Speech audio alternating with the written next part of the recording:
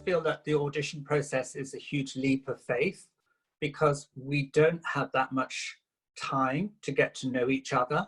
The candidate doesn't have very much time to get to know the cycle of the school or the life of the school. And we as the teaching staff don't really get to experience all facets of that dancer. And from that one audition, we basically are making a commitment to work together closely for 2 to 3 years. So we don't always get it right. The formula isn't always right. As Joanne said, sometimes the students themselves decide maybe it's not for them. I think also the other factors that from our point of view influence the decision as to whether we can take somebody. We often find that some students come into the audition process and they're what we call undercooked. So they might be doing 5 hours of technique in a week at the private ballet school, and then they're going to come into a program that's going to expect them to be dancing for 25 to 30 hours a week. And that student potentially is going to put themselves at physical risk and they're going to injure themselves. So that, from our point of view, is someone that we possibly would preclude from taking. And the other scenario is that sometimes the student is overcooked and that they are so committed to competitions and performance opportunities that they actually are not a good fit for an institution that doesn't primarily focus on competitions. So they also are someone who we would suggest maybe that they choose another institution. So it's a finite process to get the balance absolutely right on both sides.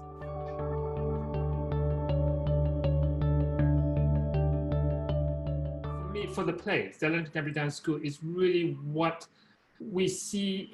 Obviously, yeah, we see the creativity because it's a dance conservatoire. So, you know, there's an element of dance there, but not necessary to be a performer, because if we see that, because it's not a ballet school, so your ballet technique could be not very strong, and your contemporary technique, in a formalized contemporary technique, might be very strong, but you can move, you use the space, there's musicality, and we always have them to do a solo. They always bring a solo. It's one of the audition requirements. You present a 90-second solo, actually, yeah, and that says a lot. So from there we can see, oh, it's an interesting character here. There's an interesting thing here. He might not be able to pick up a step, but there's something that we can work on. And then we have an interview, obviously, to see what you want to be. So I mean, if you come to our school and say you want to join Royal Ballet or Birmingham Royal Ballet, something, then we will say, well, maybe you should go and audition somewhere else. Yeah.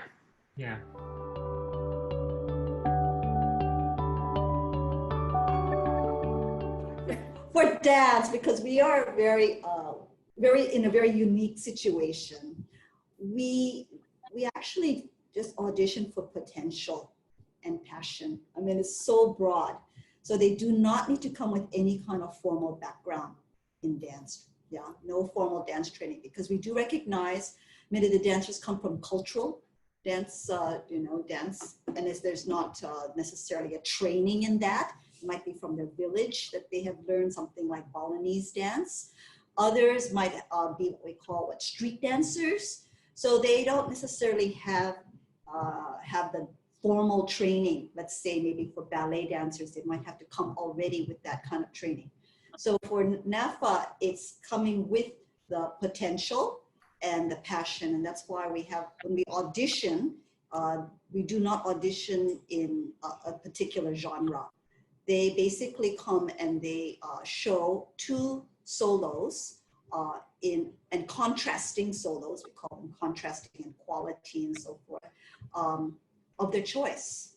Yeah, so it could be a cultural dance form. They could be doing Chinese classical in one, and the other they could do a street dance, performance in the other. So it's not, so we're just looking for potential and and passion. And that's why, as I said, the interview, we want to know what is their intention, to pursue these studies. And some really want to pursue a professional career. And of course we have to advise them, is that realistic at this point in time of their life? For some, yes. For others, maybe not, you know. But yeah, so it's basically to guide them. So that's NAFA.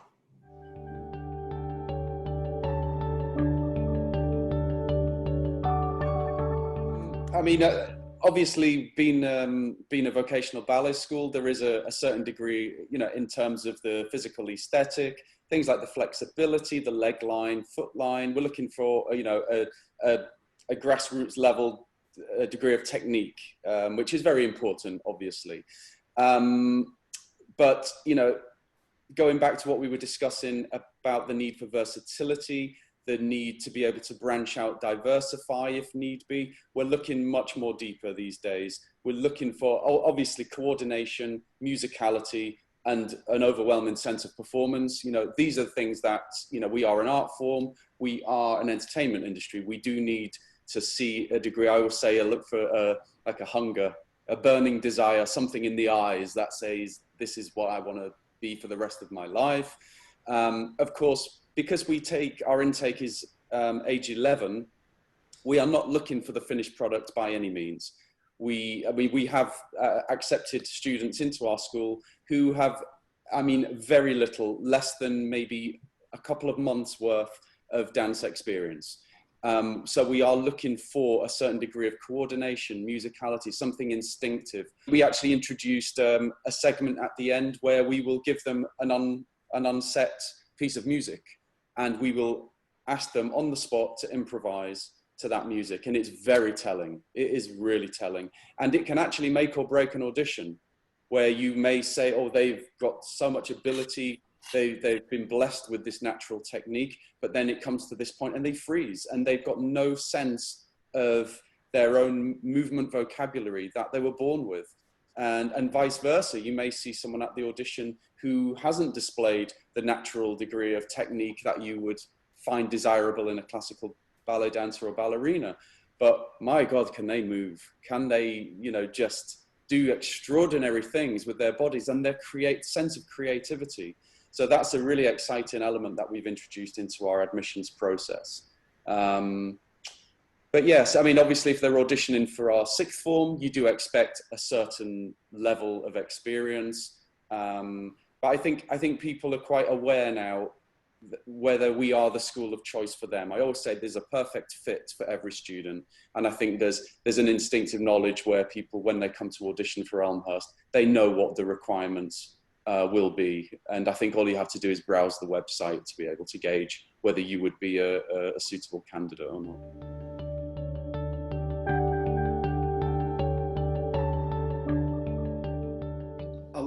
I agree with a lot of that is the same for the conservatory. What Robert just said, not every student is right for us, nor are we right for every student. So it's a symbiotic relationship. And when they come to auditions, our program is contemporary dance. So we have a very strong ballet program, and we have a very strong modern program, plus a lot of other classes that we offer: hip hop, jazz, musical theater, tap, so forth and so on. But their core curriculum is ballet and modern. So their audition, they take a ballet class and they take a modern class. Then they do a 90-second solo, like Raymond said, and they also do an interview. The interview is very telling because a few students will come and will say, well, what are you thinking about doing? Why do you want to come to the conservatory? And somebody might say, oh, I want to be a dancer in Las Vegas. And we're like, well, that's not what we do. So it's not the right program for you. Even though they may be a great dancer, it's not what we do. So we try to discourage them unless their vision of what their career is fits with what we actually offer. What we look for is a baseline proficiency in ballet technique and in modern technique. It's very competitive. We have 500 people audition for 35 spots every year. And they have to have a certain amount of technical training, or else we don't even consider them. But what we do look for, more important than that, is the spirit and the passion and the artistry. And like Robert said, the light in their eyes. Something that's there that we can't teach, that they already have as a human being, that we can help develop, but you can't teach that. You can't teach spirit. You can't teach passion. They either have that or they don't. They can develop that, but if they don't have that coming in, we'll look for somebody that does have that, and that we think, we don't choose cookie cutter dancers. So none of our students look the same. None of our students dance the same.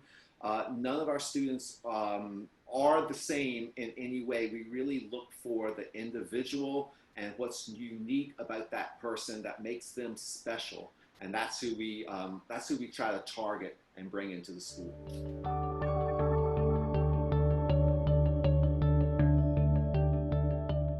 Australian Ballet School, as Gary said, with his school, we feed the Australian Ballet, so we're primarily classically based, and the students during the audition process, it's similar potential, but there is a physical criteria as well, obviously, because with classical ballet there are certain physical attributes that you're looking for: facility, potential, training, particularly in the full-time level, where we're looking for well-trained young dancers. So it doesn't necessarily mean they have to be at a particular level as such, but they need to show that they have a good understanding of the classical basic technique.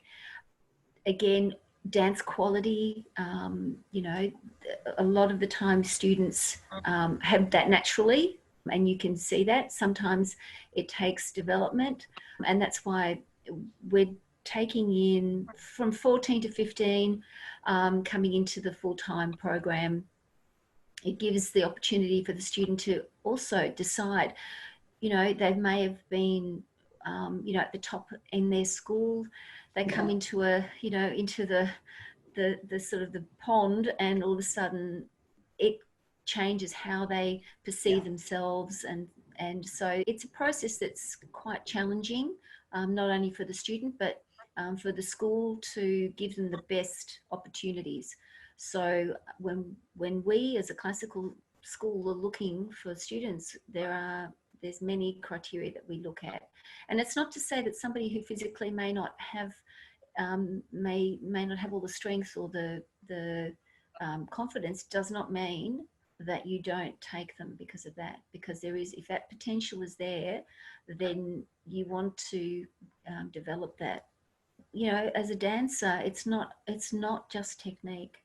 I mean, it's really, that's not the only thing. You know, you can get up on stage and do every step perfectly, but if there's no quality and there's no heart and there's no real understanding of your art form, then you're not going to be able to perform and connect with an audience. And that is really important, as in any dance, you know. So I think we are much more, I think a bit more broad-minded. Difficult because you can see a young dancer who's got all that beautiful potential and that, but maybe physically there's a challenge. And there is a point at which sometimes, as we all know, you know, you get to the end and that dancer just physically might not be suited, which is, you know, one of the great things is being able to offer them contemporary, because those two, contemporary and classical, you've got somewhere that you can go with that. So it's encouraging them and often having to steer them in that direction. That's part of what you need to do as well.